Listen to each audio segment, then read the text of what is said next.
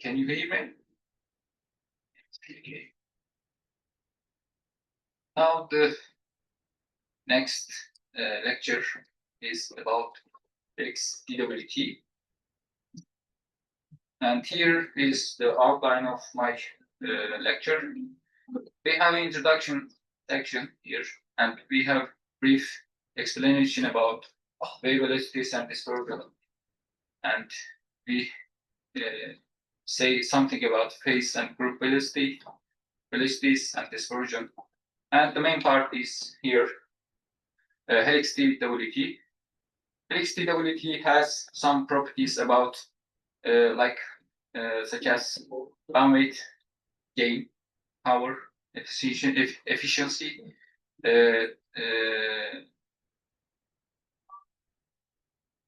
one more dual mode operation, and we can talk about other helix TWTs such as ring bar, ring loop TWTs, and we have completion here.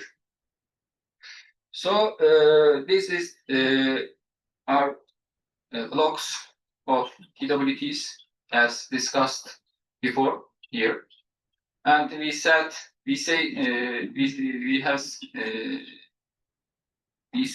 before typical TWTs have 5 main sections as shown here,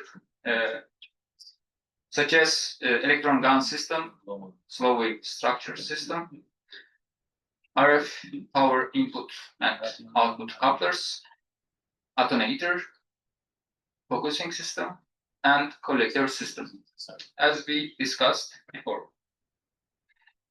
If we talk about the dispersion diagram about TWTs here, we can say the process which energy is transferred from the electron beam to slow wave structure, the TWT, is essentially the same for TWTs of all kinds, we can say. Here we can see a synchronized point where the slow space charge wave is synchronized with the forward wave on the helix.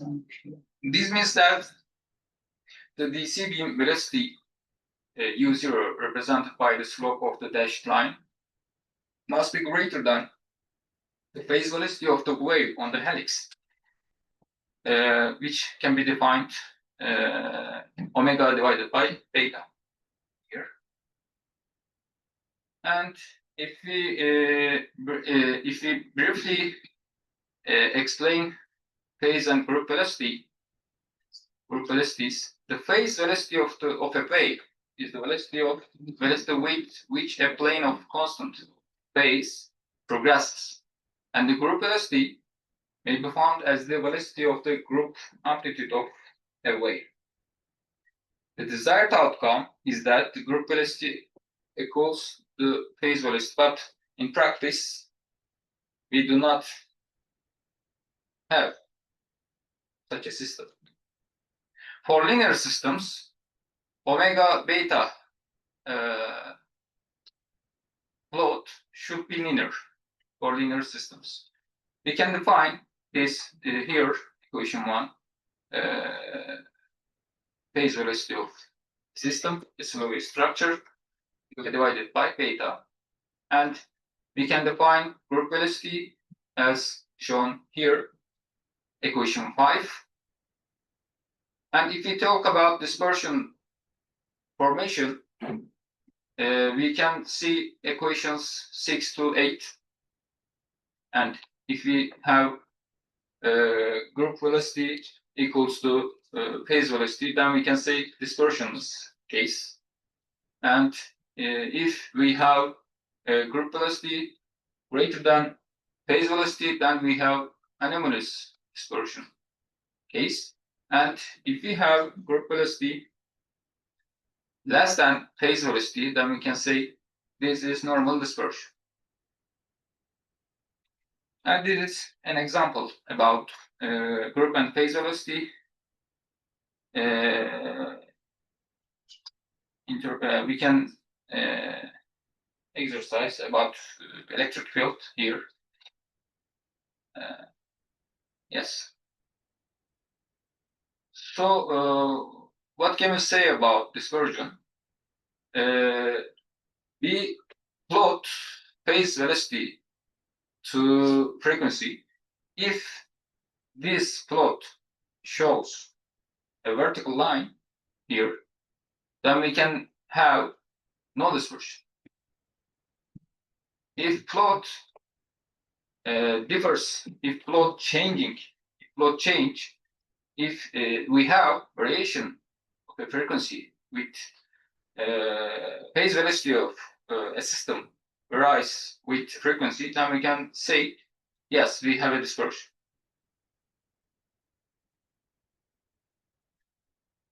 This is an example of a helix slow wave structure. And this is a plot of the figure of normalized phase velocity with respect to frequency. And these geometries are called structure 1, structure 2. Boron nitride coated? This, I can say, this metallic rod with yellow one is all boron nitride rods. Yes. And the other one is ceramic rod.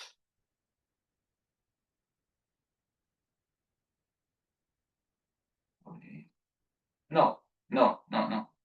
The yellow one is metallic rod. And the gray one is ceramic rod.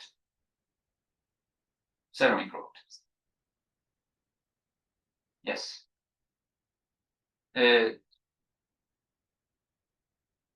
Structure 3 has boron nitride rods. Just as there are no metallic veins in structure 2.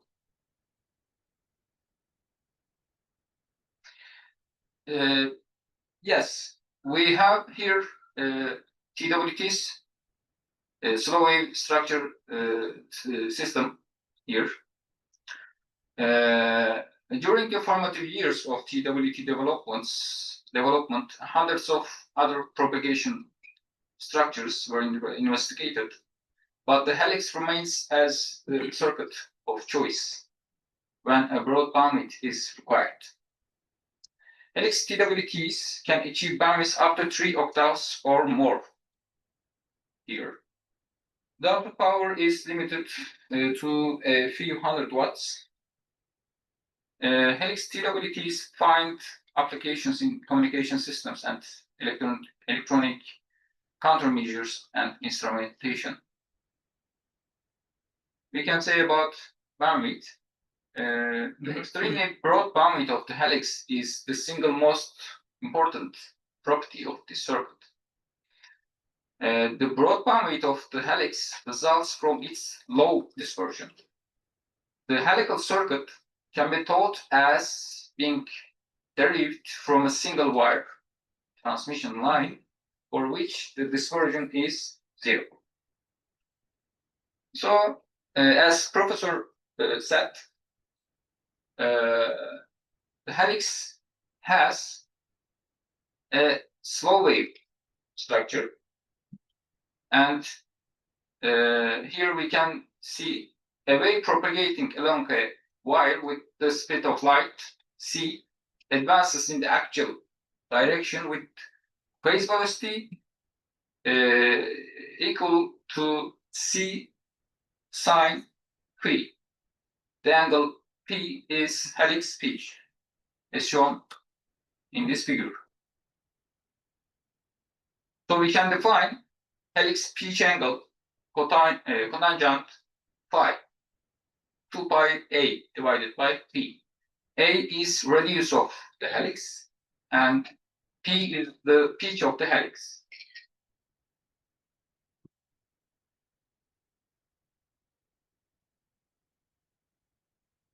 So this is the ideal omega beta diagram for the helix is shown in this figure. The phase velocity is represented by a straight line through the origin. In this case, the circuit has no dispersion.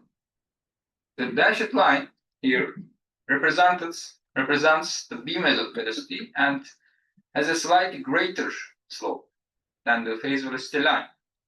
This is so that the slow space charge wave, which has velocity is lower than the electron beam, is synchronous with the phase velocity. In theory, omega beta characteristics in this figure could be used over an almost unlimited bandwidth. In practice, bandwidth is limited by several factors. First of all, for a given circuit, as the frequency of operation is decreased, the length of the circuit expressed in wavelengths decreases. Since gain is proportional to circuit length in wavelengths, gain decreases.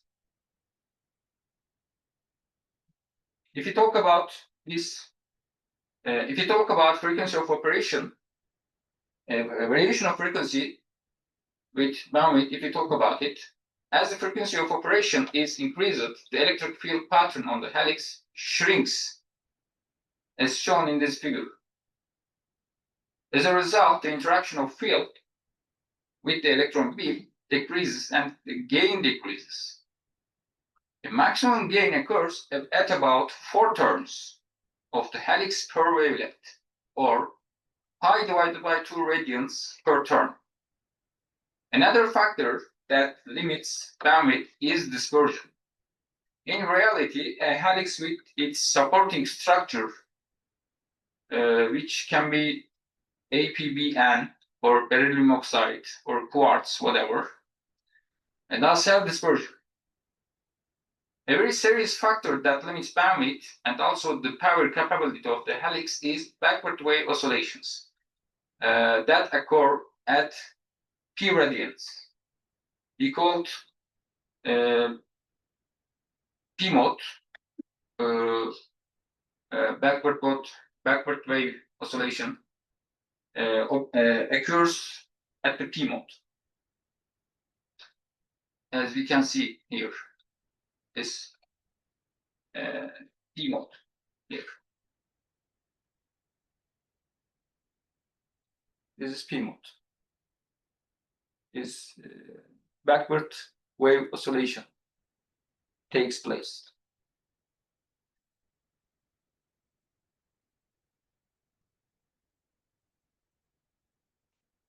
Yes. If no techniques are used to control dispersion and oscillations, the bandwidth of the helix is limited about 1 octave at most. With the dispersion control and backward wave oscillation suppression, bandwidth can be increased to 2 or more octaves. And we have here a helix phase velocity plot. If we compare with a coaxial line, which means the coaxial line has no dispersion here, no dispersion, from which the helix can be considered to derive. The helix has electric and magnetic coupling from turn to turn that's absent in the quarks. This is one reason for the dispersion. The helix is supported by insulating structure that often takes the form of 3 equally spaced dielectric rods, as indicated in this figure, in the first figure. The effect of dielectric material of the rods is also evident in the first figure. First figure, dispersion diagram of this structure. Wave velocity is inversely proportional to the square root of the dielectric constant. Thus, when dielectric material is added in the region surrounding the helix, wave velocity decreases.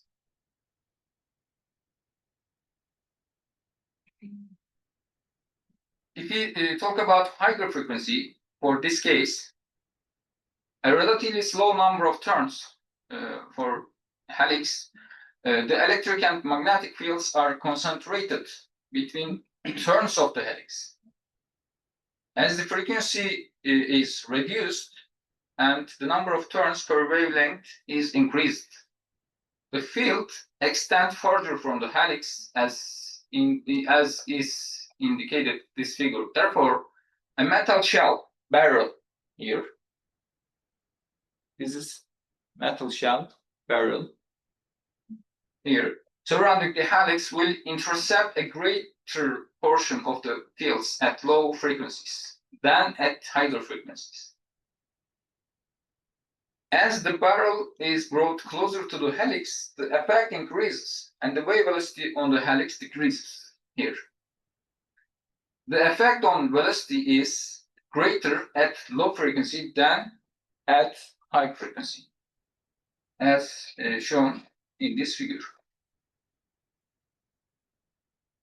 So we see here different design of helix slow wave structures: tube 1, solid; tube 2, tube 3, and tube 4.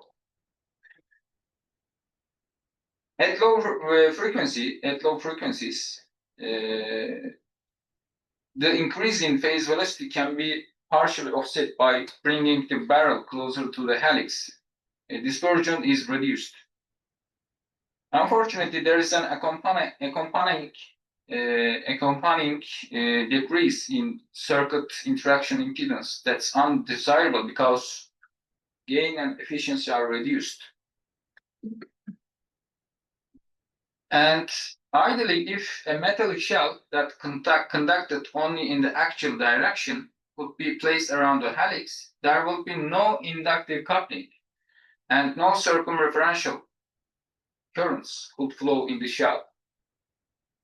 So still, the shell would have a greater effect on the electric field at lower frequency than at higher frequencies. So control of dispersion was possible. In practice, an actually conducting shell is approximated by one of the techniques illustrated in this figure. One of the 4 configurations shown this figure is used for comparison purposes as only the outer metal shell, which supports the helix through dielectric support rods. In other 3 configurations, either solid, vane-shaped, and T-shaped metallic elements, which are frequently referred to as anisotropic loading elements, are used to provide desired loading. So we have here phase velocity figure and Pierce synchronization parameter. Then we can say here in tube number 1, the phase velocity increases here, and B decreases as frequency is reduced. In tube number 2, the vanes produced a virtually flat phase velocity characteristic over nearly the entire frequency range. In the other tubes, the T-shaped segments produced negative dispersion characteristics here. That's the phase velocity decreased at low frequencies. If you look at gain of these structures, then we can say we have here the tube number 3 have the best small signal bandwidth in excess of 2 octaves here.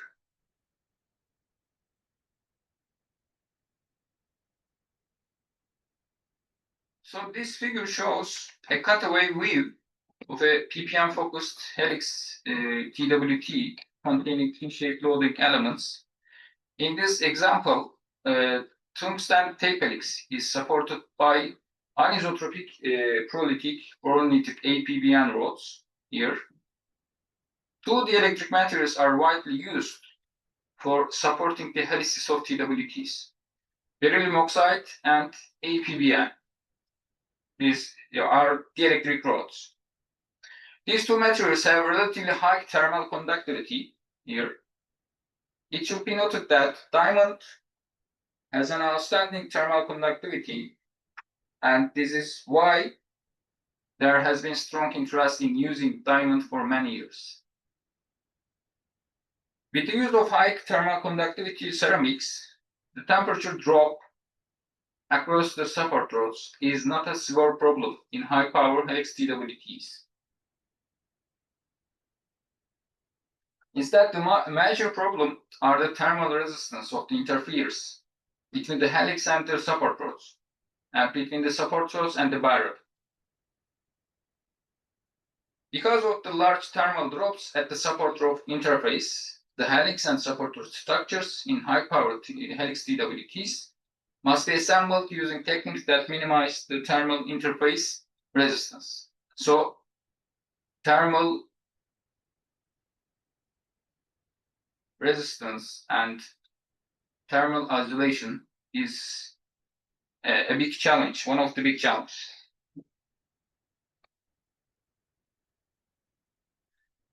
And one of the other problems with very wide band that can be achieved with anisotropic loading is high harmonic power that's generated at low frequency, as shown in this figure. The harmonics result from the velocity modulation and bunching processes that are highly nonlinear. At the low end of the operating band of a broadband helix harmonic wave tube, the second and even the third harmonic signals generated in the beam are within the bandwidth of the tube and are amplified.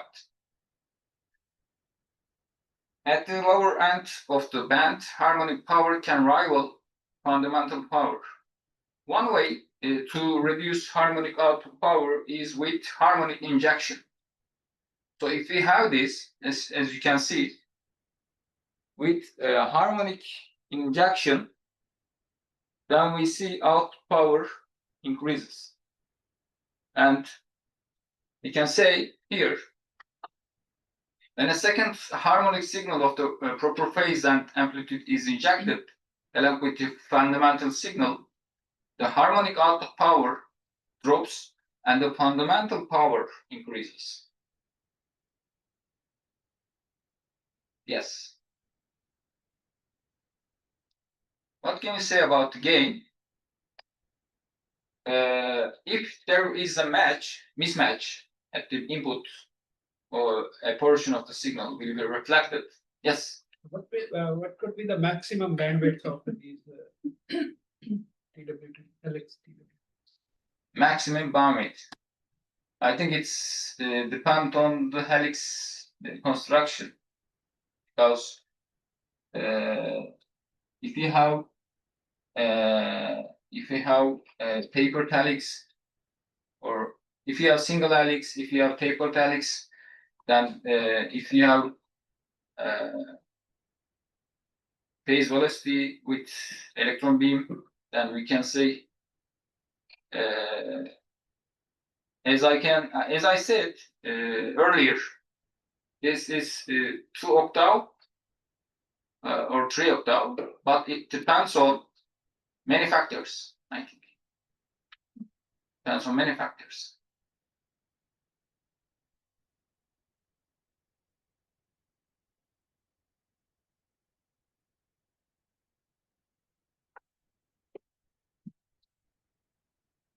So,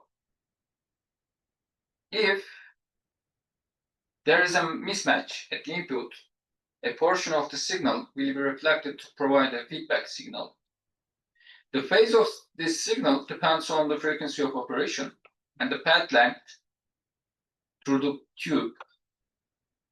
Depending on the phase, the signal can add or subtract from input signal to produce variations in the gain, which means gain ripple. So it's also possible for the feedback signal to cause oscillations to minimize feedback, the transitions from the transmission lines into and out of a helix, out of a TWT must be designed. So we must have transitions to have good impedance match. Even if the output impedance match is perfect, the load impedance may not be matched to the output transmission line impedance, and so reflections can occur. As a result, in addition to making sure that impedance matches are adequate, it's necessary to provide attenuation and or SWS within the TWT to prevent oscillations and to minimize gain ripple. So, to minimize gain ripple and to prevent oscillations, we use to have good impedance match, we use transitions, we use attenuator, and we use SWS here.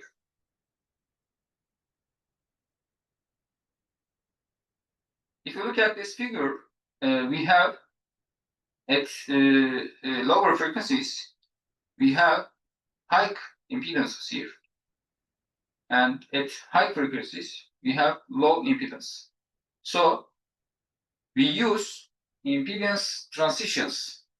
As a result, we use impedance transitions at the input, and output of these TWTs must be able to match the wide variation of helix impedance. This is an example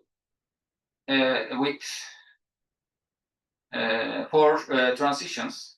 So a taper transition that matches a low impedance coaxial line to a high impedance line. This is a tapered section.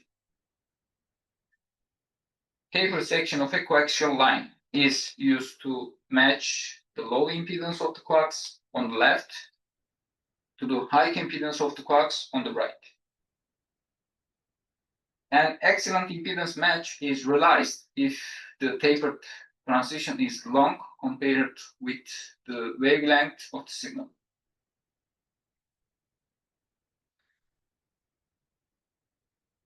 Yes, this is a very broadband transition from a helix to a coaxial line.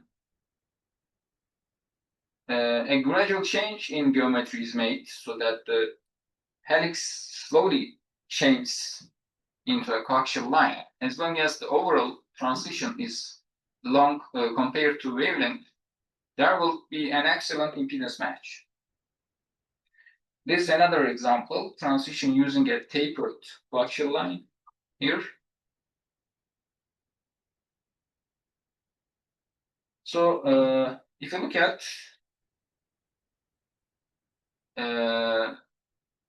attenuators and SWS, we can say the limiting gain of this device may be readily estimated if reflection coefficient at output and input terminals of the TWT, which can be defined as rho 0 and rho I, then oscillations may occur when this formula is used. This formula is used. This G is gain and L is loss of circuit, and the reflection coefficients, the others are reflection coefficients here. Although the tube may be very well matched to the signal source and to the load, there will normally be reflections at the input and output terminals because of the difficulty in making impedance transitions from the structure. As a result, it may be difficult to make rho 0 and rho I much greater than 10 dB. to permit increased gain here, to permit increased gain here, attenuators and SWRs are used in TWTs. So if you look at this, we have lossy film attenuator for use with a helix. Portion of the support rods for a helix are coated with a lossy material here. The thickness of the film is tapered to 0 at the end of the attenuation region to obtain a good impedance match over a wide range of frequencies. Forward waves as well as backward waves are attenuated by the loss film. However, we must remember that Pierce showed that the reduction in the gain is only about 1/3 of the attenuation in the backward wave. Also, the loss in gain in the forward direction may be compensated by an increase in length of the interaction region. If you use SWR loads here,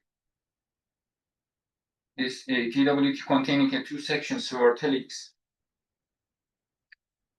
we use the SWR here. The circuit fields here control of the bunching process, and the velocity spread in the beam increases. The increase in velocity spread results in less effective bunching after the attenuation and reduction in efficiency. As a result, at higher power levels, and especially when efficiency is important, one or more SWRs, like that illustrated in this figure, may be used to suppress the backward wave. To prevent reflections, the SWRs are used. The SWR prevents reflections from the load and the output terminal from reaching the input terminal here. So for maximum efficiency, the gain of the input section should be relatively low, and the gain of the output section should be as high as possible here. So we use SWR to prevent reflections from the load.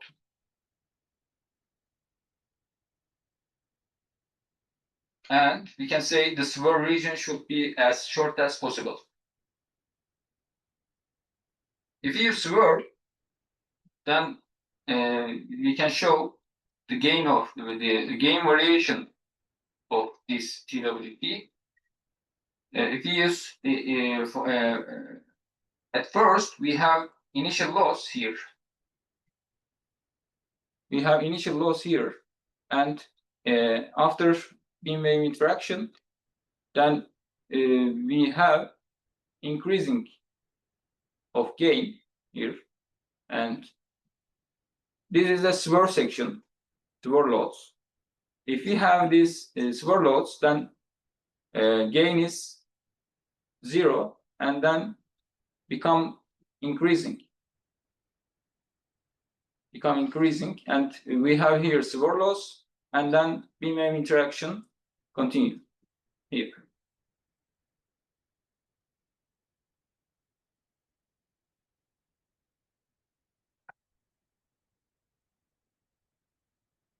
With additional SWRs, higher gains are possible. I'm sorry. We use savers to protect from the loss. To prevent reflections from loads. But now we have loss. Yes, we have loss here.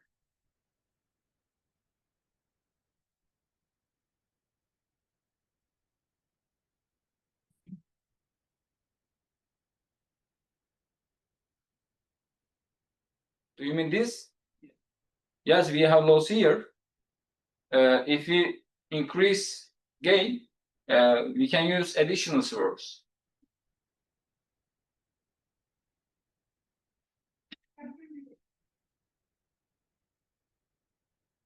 because this is load, swirl load. So due to this reason, we have swirl loss. But if you use additional swirls, we can have higher gain. The purpose of swirl is to prevent reflections from the input terminal, actually. So, for making short circuit, use several. Yes. Yes. Yeah. His question about it, because we need to dampen to the signal at the center of the circuit because of the huge high level of signal amplification. For that reason, it is short circuited to the ground of this base of TWT. Mm-hmm. Yeah, this is right.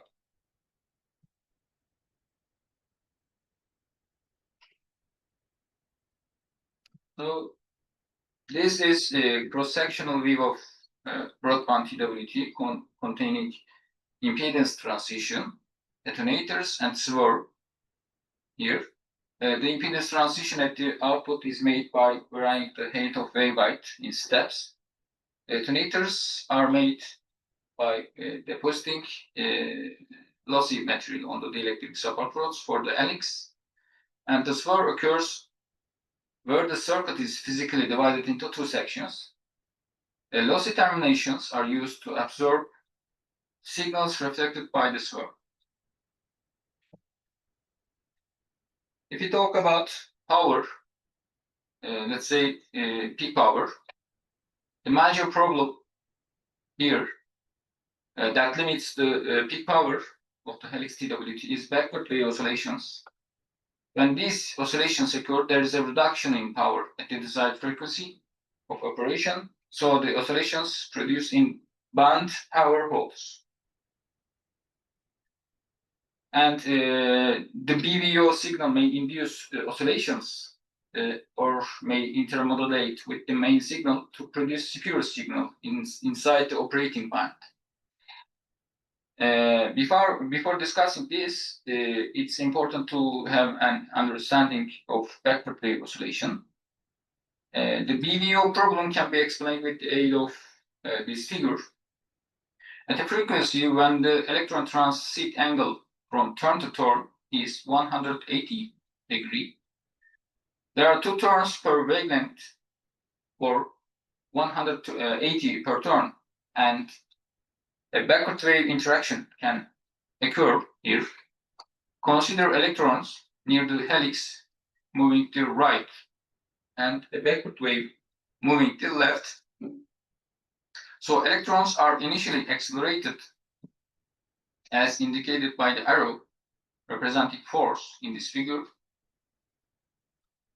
These electrons experience essentially no force, 180 degrees later, because the wave has moved to the left 180 degrees, and the nodes in the electric field are on the same side of the helix as the electrons. When the electrons have moved another 180 degrees to the right, while the wave has moved another 180 degrees to the left, acceleration again occurs.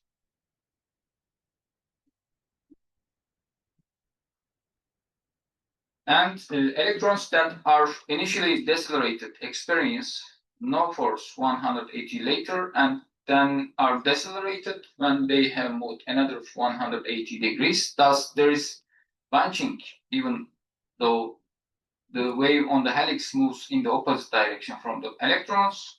So the backward oscillation interaction can take place. If the backward wave oscillation, the backward wave interaction is sufficiently intense, oscillations occur. To illustrate the backward wave oscillation phenomena, an electron was chosen that is moving close to the helix. However, notice that an electron traveling along the axis doesn't experience a net accelerating force as it moves from turn to turn because it experiences alternating fields. Another factor here for backward wave oscillations, it's beam field factor. For maximum gain, operation of the helix should be around 4 turns per wavelength, so the helix diameter is restricted.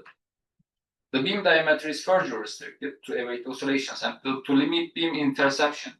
So beam current is limited to avoid oscillations. A current is also limited by the need to avoid an excessive current density and excessive space charge forces that limit the effectiveness of the bunching process and the efficiency of the operation. So since current is limited, the only way to achieve high power operation is to operate at high voltages. However, as beam voltages increase, the phase velocity of the helix must be increased, which means that the helix pitch must be increased. As pitch is increased, two things happen. First, to maintain about 4 turns per wavelength, the helix diameter must be decreased. So for a given beam size, the possibility of oscillations is increased. This forces a reduction in beam size and current and a reduction in power capability. Second, as pitch is increased, the electric field interacting with the beam are decreased, making the tube more prone to oscillations. So we have some techniques to suppress backward wave oscillations. One of them is tapering of helix. So the most common technique for suppressing backward wave oscillations is to introduce a change in the SWS circuit that changes the phase velocity. As we can see here, the pitch variation from turn to turn, we have a pitch, we have a pitch, and we have pitch angle, and we have pitch. So this large pitch, this is small pitch. We have here a fast velocity, and we have here taper from large pitch to small pitch. So we have here a slow phase velocity, and we can say here as the backward wave travels to the left, it encounters a helix with a larger pitch. Thus, the wave travels faster, and if the pitch is correct, the wave travels at the velocity of fast space charge wave. As a result, energy is transferred from the backward wave back into the beam, and the backward wave is detonated. This is a backward wave. This is suppressing of backward wave oscillation process technique. Another technique is use of resonant loss to produce frequency sensitive attenuation. This technique is developed by Varian Associates for producing frequency sensitive loss. Varian refers to these loss as a resonant loss. Resonant loss. Mean line circuits here are placed on the support rods in the regions between turns of the helix. The circuits are fabricated using standard macro integrated circuit technology. The total length of each line is equal to half of the wavelength at the VVO's frequency, so that the lowest frequency resonant frequency is the backward wave oscillation frequency. So another factor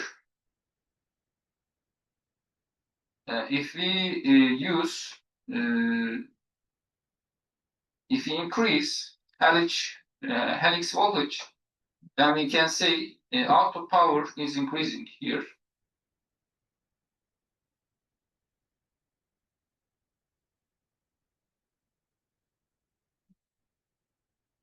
Yes, this is actually with using resonant loss figure. We see here saturated power output of helix TWT with resonant loss. If we increase the helix voltage, then we have increasing of output power.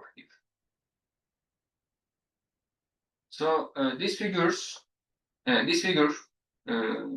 shows estimates of output peak output power. If we use no backward wave suppression, then we have which peak output power. Then if we use velocity step or resonant loss techniques to suppress backward wave oscillation, then we can have here peak output power, a maximum increasing of peak output power here. What can we say about efficiency? TWT total efficiency and the beam power efficiency can be simply defined and rewritten here, equation 40. And P fund is the fundamental RF power here at the TWT output. PRF is the total RF power here, including fundamental and harmonic RF power and RF losses. And P beam is the electron beam power, and P losses are the thermal losses produced in the tube. And P losses can be defined in equation 15. And collector efficiency can be, collector efficiency, right? Yes. Collector efficiency can be defined as equation 16. And then we can write, finally, we can write total efficiency here, equation 17 here, with the definition of collector efficiency as the ratio of the recovered power, to the entering beam power. We get the simplified relation between the total beam power and collector efficiency by the further neglecting the harmonic power and the RF losses. Then we have equation 17 here. Another factor is circuit efficiency, is the efficiency with which the helix delivers RF power generated in the TWT to the output port. Circuit efficiency is important because power lost to heating the circuit is no longer available in the electron beam for recovery by the collector. This figure shows that an increase in circuit efficiency of 10% will result in an increase in overall efficiency of 5% when an efficient collector is used. Yes, this is a big figure about total efficiency from a book which is called Open Electronics, something like that. It can be noted that at the beginning of the main improvements were improved first by improving collector efficiency, whereas in the last 20 years, improvements were mainly obtained by increased beam efficiency and maintaining collector efficiency. This trend was a result of the use of sophisticated large signal simulation codes for tapering the helix pitch profile. So tapering helix pitch profile is a way to improve efficiency of the helix TWTs.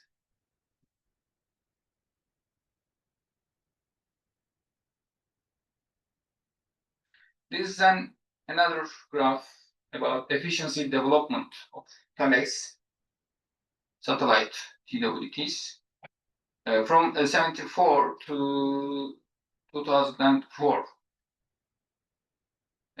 The significant improvements obtained in the first 30 years after the TWT invention led in the late 1970s to the impression that the TWT technology might be completely mature and will provide only little space for further improvements. This is another case for dual mode operation of helix TWTs. The purpose of a dual mode operation, dual mode TWT, is to provide two different array power levels efficiently in a single device. As you can see in this figure, a complex tube basically consisting of two tubes in one envelope is used. A drawing of a device of this type is shown in this figure. The tube consists of a conventional TWTs in series with a very short, low gain, nearly lossless device. In the low power mode, the beam in the 10 dB device is turned off and the signal from the conventional TWT passes through it with no amplification and little loss. In the high power mode, the transparent tube is turned on to provide an additional 10 dB of gain. This device has the advantage of providing a full of 10 dB of pulse-up capability and the disadvantage of being more complex and heavier than the single tube device. What can we say about ring bar and ring lobe TWTs? It was developed to make possible the high power operation of helix type circuit. Basically, the ring bar circuit is derived from the contrawound helix, as shown in this figure, and is far easier to fabricate. In other similar circuit, the ring lobe circuit, the rings are connected by loops rather than bars.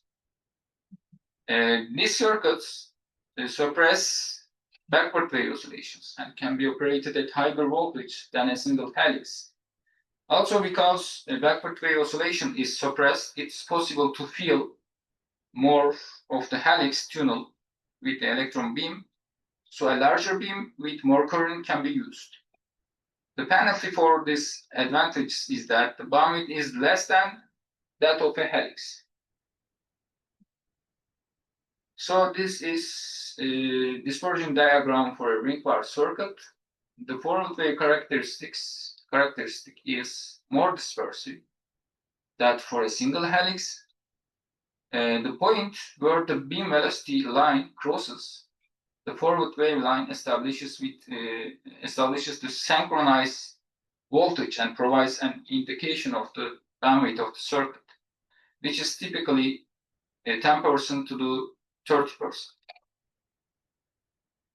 This voltage is enough so that the backward wave at the frequency f pi is not excited. The design of the ring bar and ring loop circuits are more complex than a helix because the phase velocity is controlled by the width and length of the bar for the loop. This is normalized phase velocity variation of ring bar circuit in a Ka band TWT.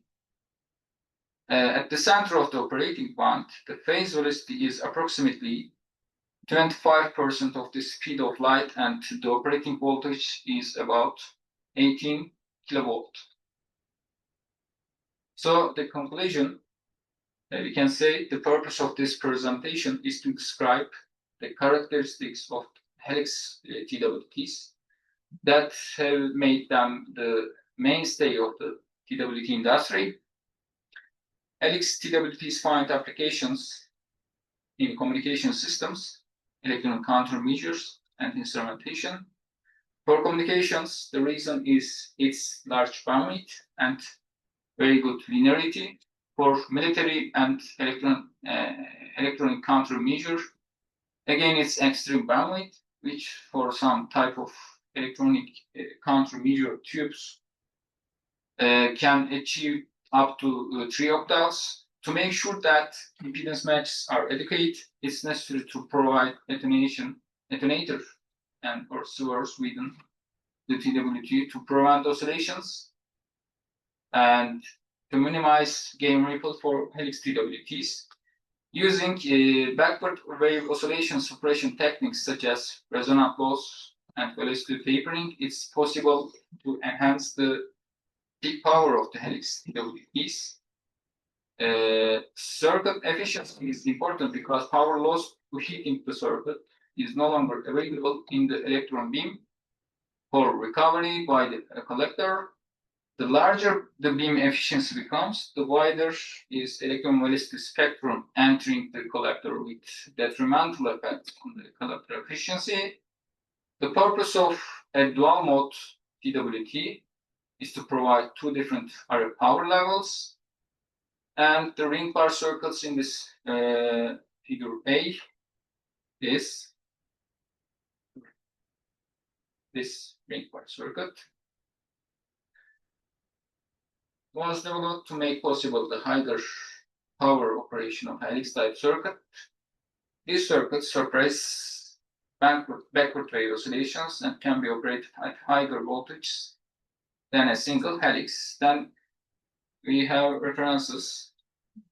Most important ones are can be said Basu, Gilmore, Carter.